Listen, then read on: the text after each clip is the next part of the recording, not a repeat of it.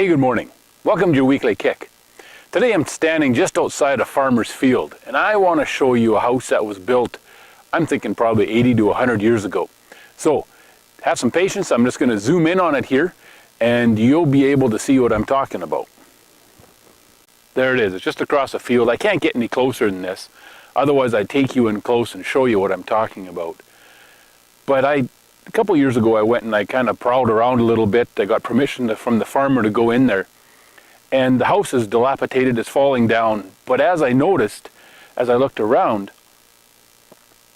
is that the house itself was built, at the time it was built fine.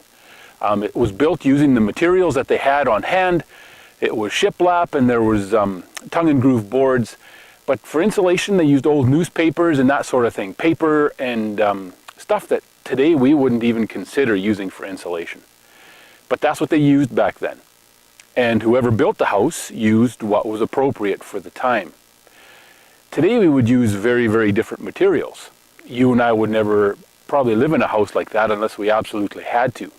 And as soon as we could, we would find something better, something that was built in a more modern way.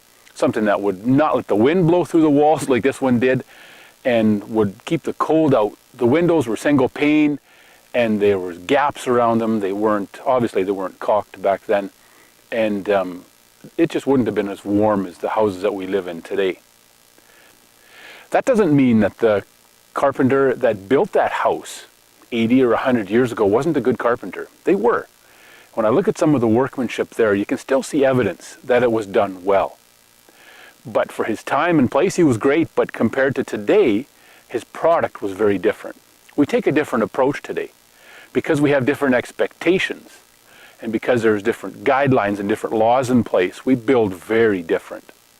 And our customers have different expectations as well about what we're going to be building them. And rightfully so. We build a better product today than they did that far in the past. Now, what that means is the carpenter of today, the people who are building the house, the electrician, the plumbers, everybody who's involved, has a different set of skills than what they had 100 years ago. The electrical and something like that would have been added after the house had been built, and it was very rudimentary. It wasn't complicated at all, not compared to what we have today. And you know what? Leadership is very much the same way. Today is not the 1970s, it's not the 80s, the 90s, or even the early 2000s. We're getting close to 2020. And expectations are different, and actually the people that we're leading have changed in some ways. So maybe you became an adult in the 60s, or maybe in the 70s, or 80s, or even the 90s.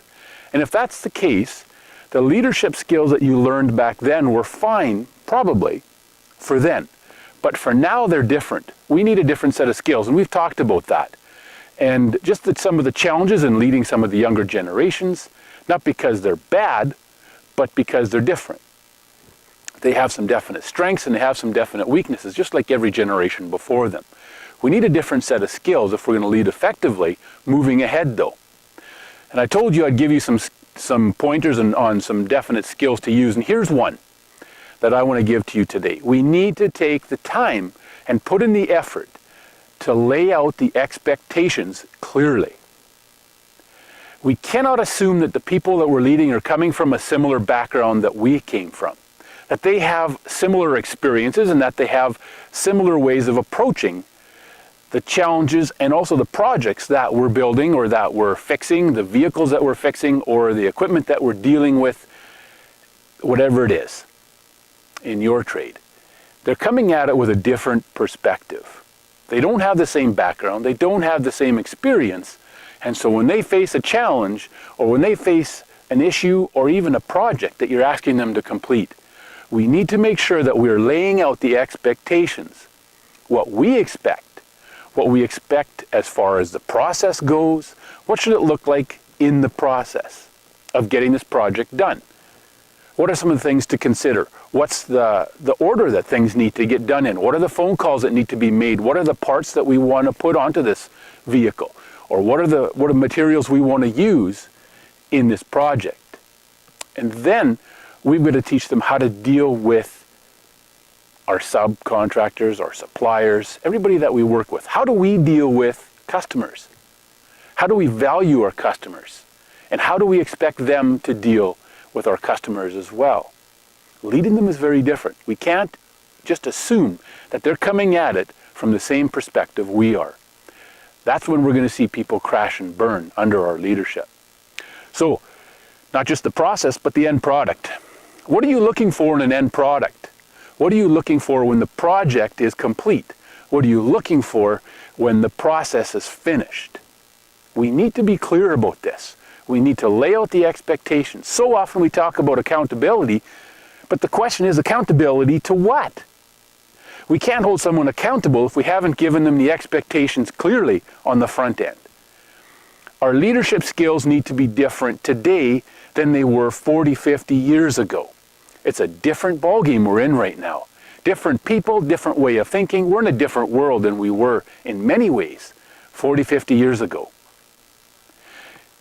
So, as a leader, we need to make sure that we're being very, very deliberate about the expectations that we're laying out for the people we supervise. Are we being concise? Are we being clear?